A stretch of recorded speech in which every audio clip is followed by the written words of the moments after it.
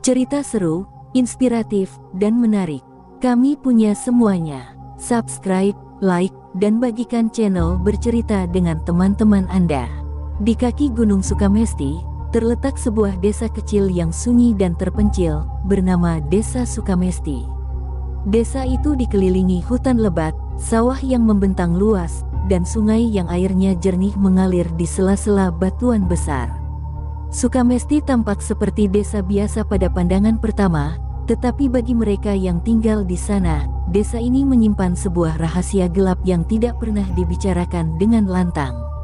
Di pusat hutan desa itu berdiri sebuah pohon beringin tua yang begitu besar dan menjulang tinggi.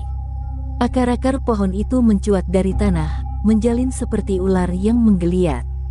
Daun-daunnya lebat, sehingga cahaya matahari pun sulit menembus hingga ke bawah. Penduduk desa tidak pernah berani mendekati pohon itu, bahkan di siang hari sekalipun. Mereka percaya pohon itu adalah tempat tinggal makhluk halus, penjaga pesugihan yang sudah ratusan tahun mengikat banyak keluarga dengan perjanjian mengerikan. Menurut cerita turun-temurun, pohon beringin itu sudah ada sejak zaman kerajaan kuno. Konon, seorang dukun sakti bernama Ki Jaga Merana pernah tinggal di wilayah itu. Ki Jaga Merana dikenal karena kekuatan gaibnya yang mampu mengabulkan segala permintaan, terutama bagi mereka yang menginginkan kekayaan. Namun, permintaan itu tidak pernah gratis. Ada harga yang harus dibayar, tumbal nyawa. Ketika Ki Jaga Merana meninggal, arwahnya diyakini tidak pernah benar-benar pergi. Ia tetap tinggal di dunia, bersemayam di pohon beringin yang ditanamnya sendiri. Pohon itu menjadi tempat bagi roh-roh jahat dan makhluk-makhluk gaib untuk berkumpul. Sejak saat itu, pohon beringin dianggap keramat dan dijadikan tempat pesugihan oleh mereka yang ingin kaya secara instan. Setiap kekayaan yang diberikan oleh pohon itu, kata para tetua desa, harus dibayar dengan darah. Jika tidak, pohon itu akan mengambil nyawa mereka yang membuat perjanjian. Keberadaan pohon beringin itu membuat desa Sukamesti terbelah menjadi dua kelompok. Ada yang percaya bahwa pohon itu adalah berkah, sumber kekuatan yang bisa membantu mereka keluar dari kemiskinan. Namun, ada juga yang meyakini bahwa pohon itu adalah kutukan yang membawa malapetaka. Kelompok pertama biasanya adalah mereka yang sudah menyerahkan diri pada keserakahan. Mereka diam-diam mengunjungi pohon itu, membawa sesaji berupa ayam hitam, dupa, dan bahkan darah hewan. Namun, setelah beberapa waktu, ketika kekayaan mereka bertambah, bisik-bisik mulai beredar tentang keluarga yang tiba-tiba kehilangan anggota keluarganya secara misterius. Kelompok kedua adalah mereka yang menentang keras keberadaan pohon itu. Mereka tidak mau terlibat dan bahkan melarang anak-anak mereka bermain di dekat hutan. Namun, meskipun menolak, tidak ada yang berani menebang pohon tersebut. Mereka takut akan kutukan yang akan datang jika pohon itu dirusak. Salah satu keluarga yang paling terkenal di desa itu adalah keluarga Pak Raji. Ia adalah pria yang awalnya hidup miskin sebagai petani biasa. Namun, dalam waktu kurang dari 5 tahun, ia tiba-tiba menjadi orang terkaya di desa. Ladangnya meluas, hewan ternaknya berkembang biak dengan cepat, dan rumahnya yang dulu reot kini berubah menjadi rumah besar yang megah. Pak Raji seringkali berkata kepada warga desa bahwa kekayaannya adalah hasil kerja keras. Namun, tak ada yang percaya sepenuhnya. Sebagian besar penduduk yakin bahwa Pak Raji telah membuat perjanjian dengan makhluk gaib di pohon beringin. 7 tahun lalu, aku melihatnya membawa ayam hitam ke hutan malam-malam, bisik seorang warga desa kepada yang lain. Dan kau tahu apa yang terjadi setelah itu? Kekayaannya langsung melimpah. Namun, tidak ada yang berani menegur Pak Raji secara langsung. Orang-orang hanya berbisik di belakangnya, takut kalau mereka akan terkena kutukan jika melawan keluarga itu.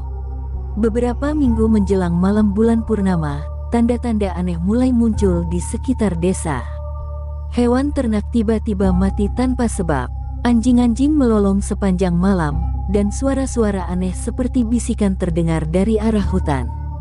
Beberapa warga mengaku melihat sosok bayangan besar berdiri di bawah pohon beringin, memandang ke arah desa. Pak Raji sendiri tampak semakin gelisah.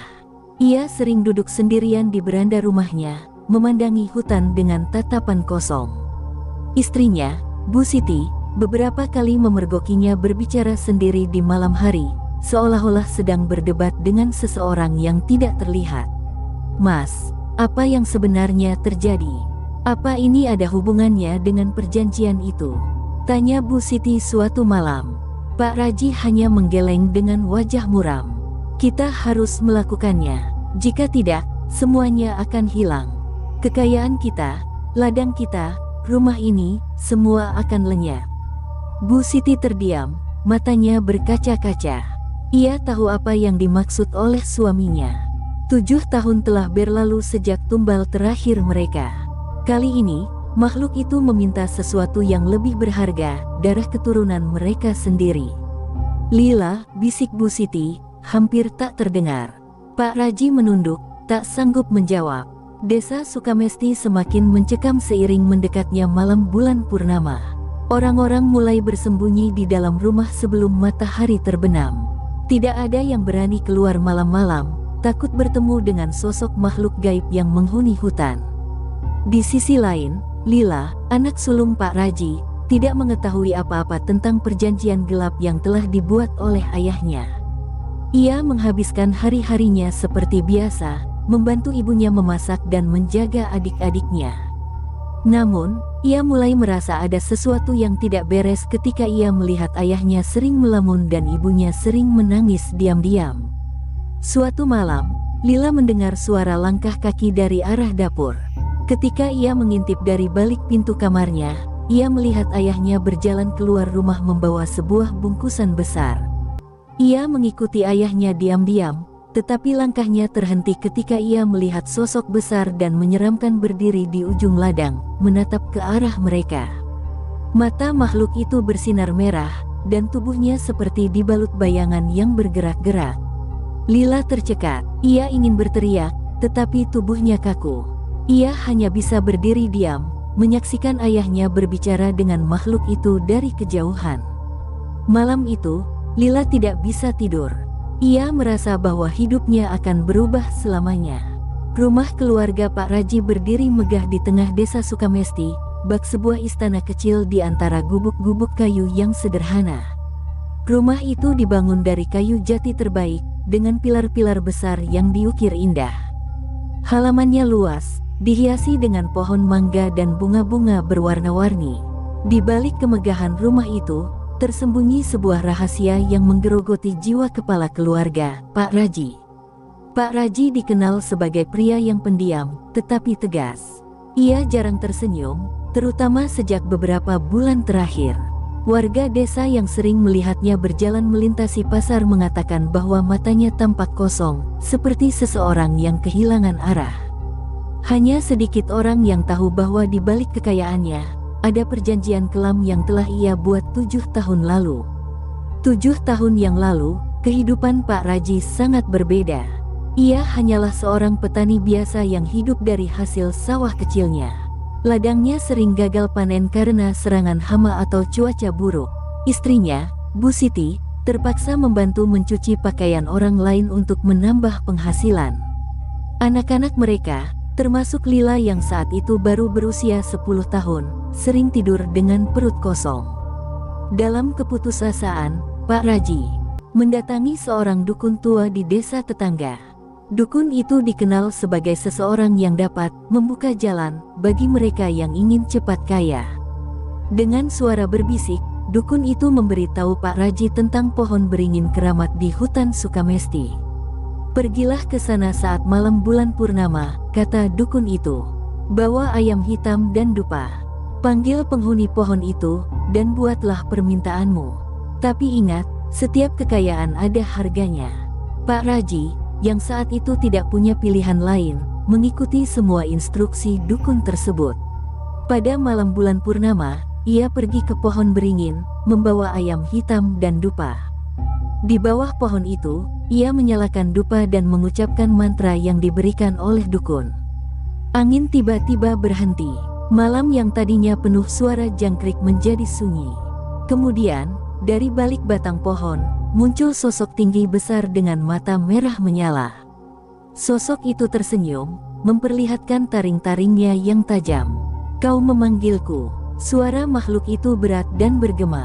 Pak Raji gemetar ketakutan, tetapi ia berhasil mengangguk. Aku ingin kekayaan. Aku ingin hidupku berubah." Makhluk itu tertawa pelan. "Itu mudah. Aku bisa memberimu apapun yang kau mau. Tapi aku meminta satu hal sebagai gantinya, darah." Awalnya, makhluk itu hanya meminta darah hewan sebagai tumbal. Pak Raji menyetujuinya tanpa banyak berpikir. Dan sejak malam itu, hidupnya berubah. Ladangnya yang dulu tandus menjadi subur. Ternaknya berkembang biak dengan cepat. Ia mulai membeli tanah-tanah lain, hingga akhirnya menjadi orang terkaya di desa. Namun, 7 tahun kemudian, makhluk itu kembali dengan permintaan yang berbeda. Kali ini, ia tidak lagi puas dengan darah hewan.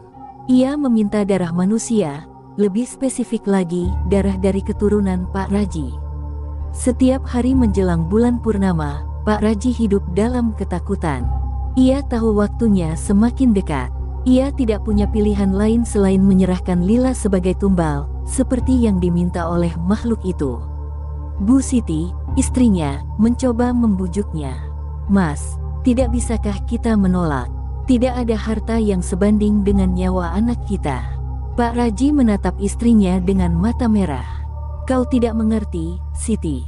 Jika aku tidak melakukannya, makhluk itu akan mengambil segalanya. Tidak hanya harta kita, tapi juga nyawa kita semua." Bu Siti menangis terseduh-seduh. Ia tahu suaminya telah terjebak terlalu dalam.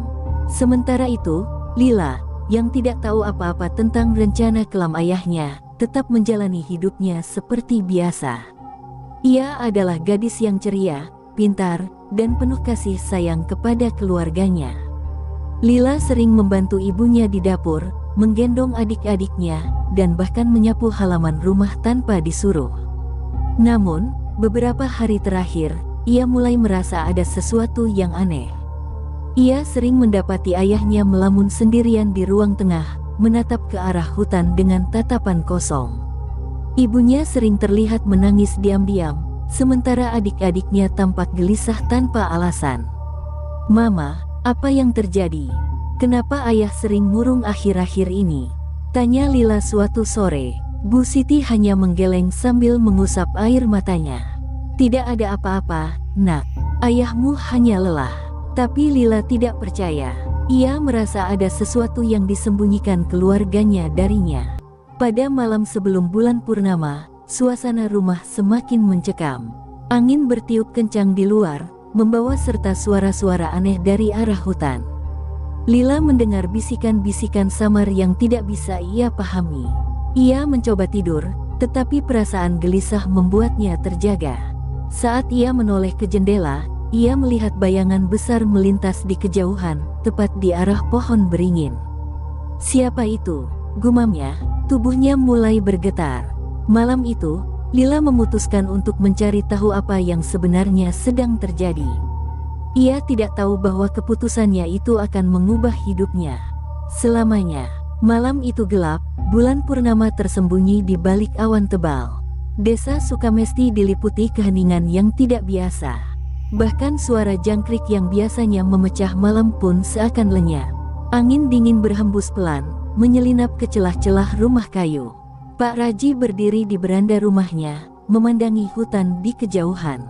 Ia memegang keris kecil yang diselipkan di pinggangnya, bukan untuk melawan apapun, tetapi lebih sebagai tanda keberanian palsu yang ia coba yakini.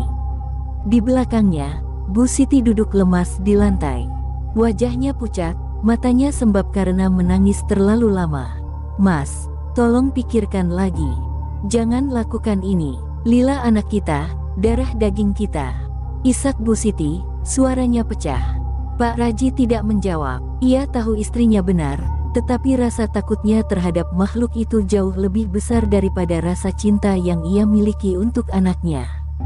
Makhluk itu telah memberi banyak hal, dan kini waktunya untuk menagih. Di kamar kecil di lantai atas, Lila tidak bisa tidur. Ia mendengar percakapan orang tuanya, meskipun sebagian besar tertelan oleh suara angin yang menerpa jendela. Ada sesuatu yang terasa salah, sangat salah. Malam ini berbeda, gumam Lila pada dirinya sendiri. Ia duduk di tepi tempat tidur, memandang ke arah lemari kayu tua yang berdiri di sudut kamar. Di dalamnya tersimpan kain kebaya yang diberikan neneknya, hadiah ulang tahunnya beberapa bulan lalu. Ia merasakan getaran aneh di dadanya, seperti firasat buruk yang terus menghantui. Tepat tengah malam, ketika lonceng kecil di masjid desa berdentang 12 kali, Pak Raji akhirnya melangkah keluar. Ia membawa sebuah kantong kain berwarna merah yang berisi ayam hitam, sesaji berupa buah-buahan, dupa, dan beberapa koin emas. Di tangannya yang lain, ia menggandeng Lila, yang tampak bingung dengan apa yang sedang terjadi. "Yah, kita mau kemana malam-malam begini?" tanya Lila dengan suara pelan. "Diam saja, nak, ikuti ayah," jawab Pak Raji, tanpa menoleh sedikit pun. Bu Siti hanya bisa menangis terisak di beranda rumah, memandangi bayangan suami dan anaknya yang perlahan menghilang ke arah hutan. Ia ingin berteriak, ingin menghentikan mereka, tetapi tubuhnya terasa lemah. Langkah Pak Raji semakin cepat saat mereka mendekati batas hutan. Di bawah sinar bulan yang samar, pohon-pohon besar menjulang seperti raksasa yang mengintai. Udara di hutan terasa lebih dingin, hampir menusuk tulang. Setiap langkah mereka disambut oleh suara dedaunan yang bergesekan, seolah-olah ada makhluk tak terlihat yang memperhatikan.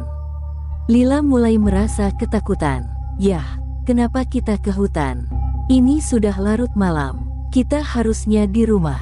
Pak Raji berhenti sejenak. Ia menatap putrinya dengan mata yang penuh rasa bersalah. "Lila, percayalah, ayah melakukan ini demi keluarga kita." Namun, Lila tidak mengerti apa yang dimaksud oleh ayahnya. Kata-kata itu hanya membuatnya semakin bingung dan takut. Setelah berjalan hampir 1 jam, mereka tiba di sebuah lapangan kecil di tengah hutan. Di sana berdiri pohon beringin tua yang begitu besar dan menyeramkan. Akarnya menjalar di atas tanah, membentuk pola yang aneh dan tidak beraturan. Daun-daunnya yang lebat menutupi langit, menciptakan bayangan gelap yang membuat tempat itu terasa seperti dunia lain. Pak Raji berhenti di depan pohon itu. Ia menarik napas panjang, berusaha menenangkan dirinya. Dengan tangan gemetar, ia menyalakan dupa yang dibawanya. Asap putih mulai mengepul, mengisi udara dengan bau yang menyengat. Lila mundur beberapa langkah, matanya melebar saat ia melihat pohon itu. Ada sesuatu tentang pohon itu yang membuatnya ingin lari sejauh mungkin, tetapi kakinya terasa berat, seolah-olah ada yang menahannya. "Ayah, apa ini? Kenapa kita di sini?" tanya Lila, suaranya penuh ketakutan. Namun, sebelum Pak Raji sempat menjawab, suara tawa kecil terdengar dari balik pohon. Suara itu pelan, tetapi cukup untuk membuat bulu kuduk berdiri.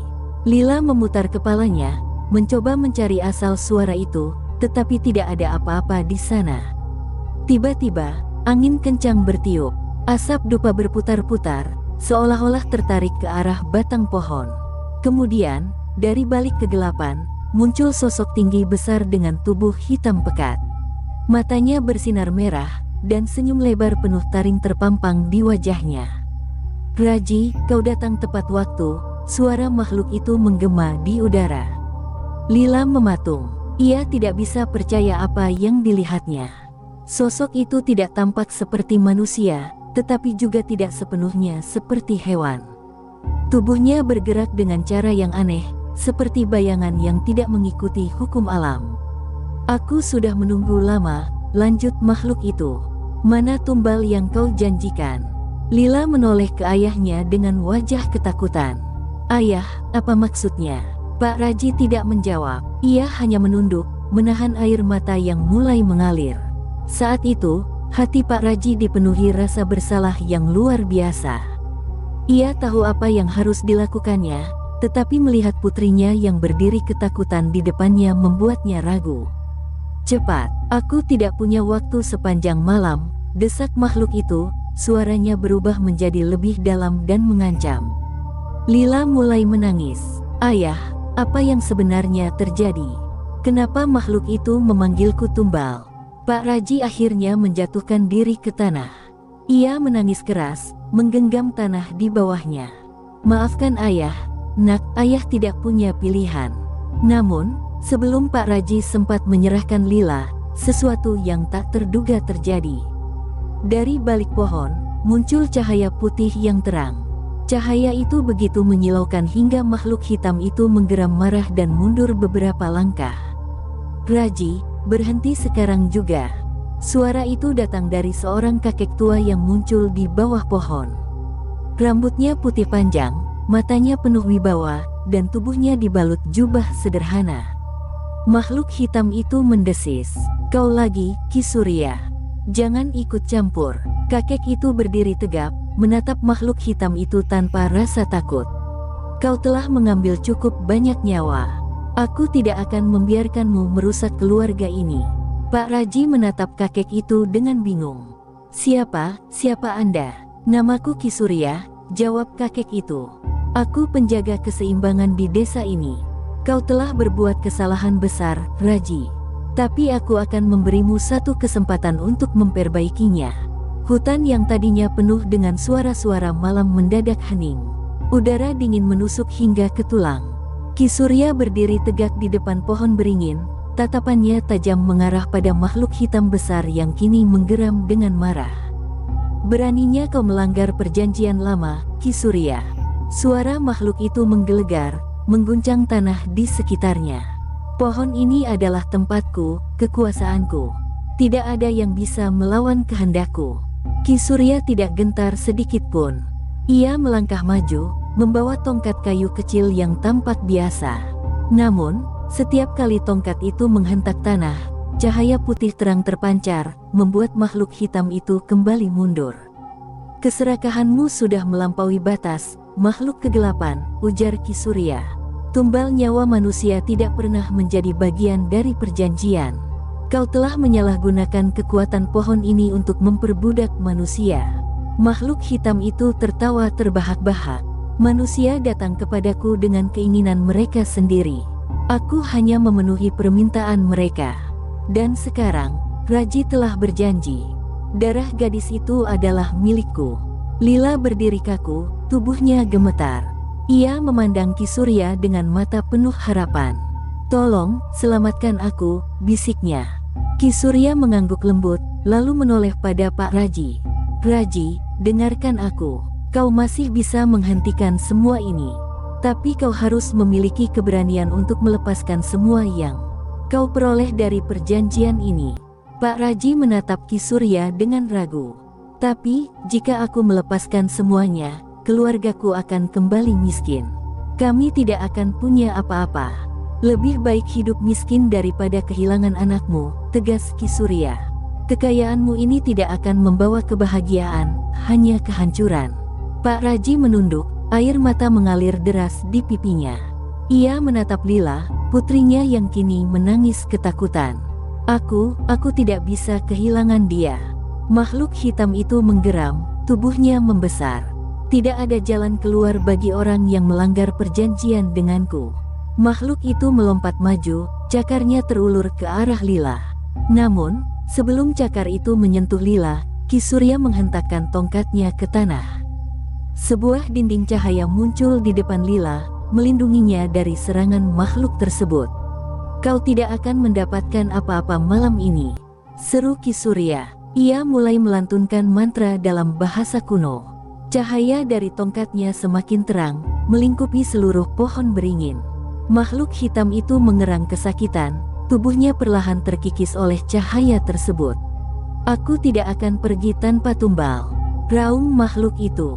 Ki Surya terus melafalkan mantra, suaranya semakin keras. "Dengan kekuatan yang menjaga keseimbangan alam, aku mengusirmu dari tempat ini. Kembali ke kegelapanmu, dan jangan pernah kembali." Makhluk hitam itu mencoba melawan, tetapi cahaya dari Ki Surya terlalu kuat. Tubuhnya akhirnya hancur menjadi asap hitam yang menghilang ke udara malam. Pohon beringin itu bergemuruh, seperti meronta-ronta, sebelum akhirnya menjadi tenang. Suasana hutan kembali sunyi, hanya suara angin yang berhembus lembut. Pak Raji jatuh berlutut, wajahnya basah oleh keringat dan air mata. Lila segera berlari ke pelukan ibunya, yang kini muncul dari balik pepohonan, berlari dengan gemetar. Terima kasih, Ki Surya," kata Pak Raji dengan suara parau. Ki Surya menepuk pundak Pak Raji. "Ingatlah ini, Raji, keserakahan hanya akan membawa kehancuran. Hiduplah dengan jujur, dan jangan pernah mencari jalan pintas untuk mencapai kebahagiaan." Pak Raji mengangguk, menunduk dalam-dalam. Ia tahu hidupnya tidak akan pernah sama lagi. Ia telah belajar pelajaran paling berharga dalam hidupnya. Setelah malam itu, pohon beringin di hutan desa Sukamesti tidak lagi dianggap keramat. Ki Surya melakukan ritual penyucian, menghapus semua jejak kekuatan gelap yang pernah menghuni tempat itu. Penduduk desa yang mendengar tentang kejadian malam itu mulai hidup dengan lebih bijaksana. Mereka tidak lagi mencari kekayaan melalui jalan pintas, melainkan melalui kerja keras. Pak Raji dan keluarganya kembali hidup sederhana, tetapi mereka merasa lebih bahagia daripada sebelumnya. Lila, yang selamat dari malam penuh kengerian itu, tumbuh menjadi sosok yang kuat dan bijaksana. Ia sering mengingatkan penduduk desa tentang pentingnya bersyukur atas apa yang dimiliki. Ki Surya, sang penjaga keseimbangan, menghilang seperti angin malam. Namun, cerita tentang keberaniannya tetap hidup di hati warga Sukamesti, mengajarkan mereka bahwa keseimbangan antara kebaikan dan kejahatan adalah hal yang harus selalu dijaga. Fajar mulai menyingsing di ufuk timur, menyebarkan cahaya lembut yang menembus dedaunan hutan Sukamesti. Desa yang sebelumnya mencekam kini diselimuti keheningan yang berat. Namun, di bawah pohon beringin keramat, ketegangan belum berakhir. Pak Raji, Lila, dan Ki Surya berdiri saling berjauhan. Di hadapan mereka, makhluk hitam yang sebelumnya begitu perkasa tampak goyah. Tubuhnya perlahan mengecil, dan tatapan matanya yang merah menyala kini terlihat surut, seperti bara api yang hampir padam. "Kau tidak bisa lari lagi, makhluk jahat," seru Ki Surya dengan suara lantang. Tangannya yang kurus tapi kuat memegang tongkat kayu yang ujungnya memancarkan cahaya putih. Makhluk itu mendesis, suaranya penuh kebencian. "Kalian pikir aku kalah?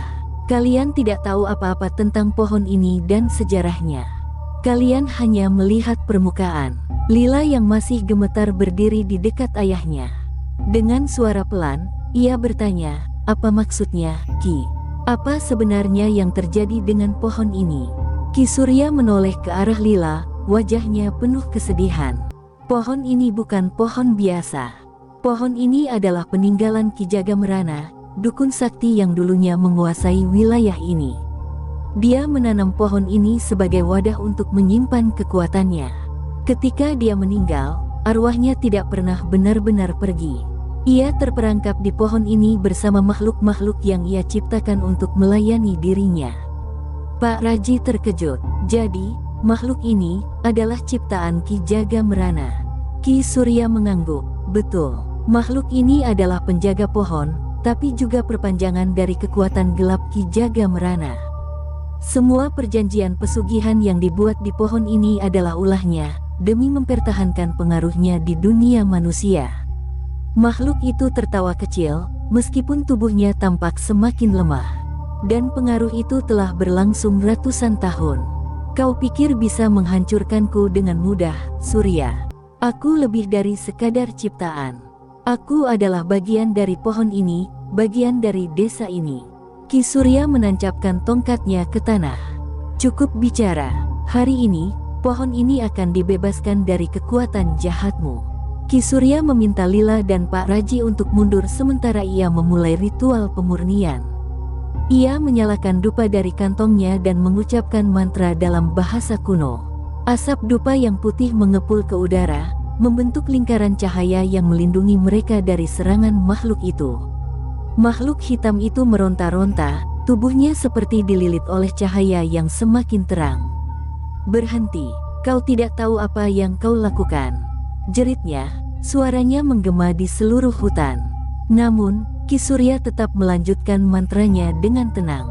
Suaranya menjadi semakin lantang, seperti gema lonceng besar yang memantul di udara. Cahaya putih dari tongkatnya semakin terang, hingga akhirnya memancar ke arah pohon beringin. Pohon itu mulai bergetar hebat, seolah-olah sedang melawan kekuatan yang tidak terlihat. Daun-daunnya berguguran, dan akar-akarnya mencabut diri dari tanah. Suara jeritan dan raungan terdengar dari dalam pohon, seperti ada ratusan roh yang mencoba melarikan diri. Lila menutup telinganya, matanya dipenuhi air mata. Apa yang terjadi, Ayah? Kenapa pohonnya seperti itu? Pak Raji memeluk Lila erat-erat. Ki Surya sedang memurnikan pohon ini, Nak. Semua kekuatan jahat yang ada di dalamnya sedang dilepaskan. Tiba-tiba, makhluk hitam itu berhenti meronta. Ia menatap Ki Surya dengan mata yang kini penuh kebencian, tetapi juga rasa putus asa. Kau mungkin bisa memurnikan pohon ini, tapi kau tidak akan pernah bisa menghancurkan kutukan Ki Jaga Merana sepenuhnya. Sebagian dari kekuatan kami akan tetap ada di sini, tersembunyi, menunggu saat yang tepat untuk kembali. Ki Surya tidak menjawab, ia hanya mengangkat tongkatnya tinggi-tinggi, lalu menancapkannya ke akar pohon beringin. Cahaya putih yang begitu terang memancar ke segala arah, menyilaukan siapapun yang melihatnya. Saat itu, makhluk hitam itu berteriak untuk terakhir kalinya. Tubuhnya meledak menjadi abu hitam yang ditiup angin, menghilang tanpa jejak. Pohon beringin berhenti bergetar, dan suasana menjadi hening. Ki Surya jatuh berlutut, wajahnya terlihat lelah tetapi penuh kepuasan. Sudah selesai, katanya pelan. Pak Raji dan Lila mendekat, membantu Ki Surya berdiri. Apa yang terjadi dengan pohon ini sekarang? Tanya Pak Raji. Ki Surya menatap pohon beringin yang kini terlihat lebih kecil dan tua. Pohon ini telah kehilangan kekuatan jahatnya, tetapi ingatan tentang kejahatan yang pernah terjadi di sini akan tetap ada. Hanya waktu yang bisa menyembuhkan luka yang ditinggalkan oleh Ki Jaga Merana. Ketika mereka kembali ke desa, matahari telah terbit sepenuhnya. Warga desa yang penasaran keluar dari rumah mereka, ingin tahu apa yang terjadi. Pak Raji berdiri di tengah kerumunan, lalu berkata dengan suara lantang, rahasia pohon beringin telah terungkap. Tidak ada lagi pesugihan, tidak ada lagi perjanjian gelap. Mulai hari ini, kita harus bekerja keras dengan tangan kita sendiri untuk membangun desa ini. Warga desa terdiam, tetapi perlahan-lahan mereka mengangguk setuju. Lila menatap ayahnya dengan bangga. Ia tahu bahwa ayahnya telah membuat kesalahan besar, tetapi ia juga tahu bahwa ayahnya sedang berusaha menebusnya. Ki Surya pamit dengan tenang, kembali ke tempat asalnya di desa sebelah. Sebelum pergi, ia berpesan kepada Pak Raji, jaga keluargamu baik-baik, Raji. Jangan pernah biarkan godaan kekuatan gelap menghancurkan apa yang telah kau bangun. Desa Sukamesti kembali ke kehidupan normalnya. Meskipun pohon beringin masih berdiri di tengah hutan, tidak ada lagi yang berani mendekatinya. Mereka tahu, meskipun kekuatan jahatnya telah hilang, pohon itu tetap menjadi saksi bisu dari rahasia kelam yang pernah melingkupi desa mereka. Dan Lila, ia tumbuh menjadi wanita yang kuat, membawa pelajaran berharga dari masa kecilnya. Ia bertekad untuk tidak pernah menyerah pada godaan apapun, karena ia tahu, setiap kekayaan sejati hanya bisa didapatkan melalui kerja keras dan kejujuran.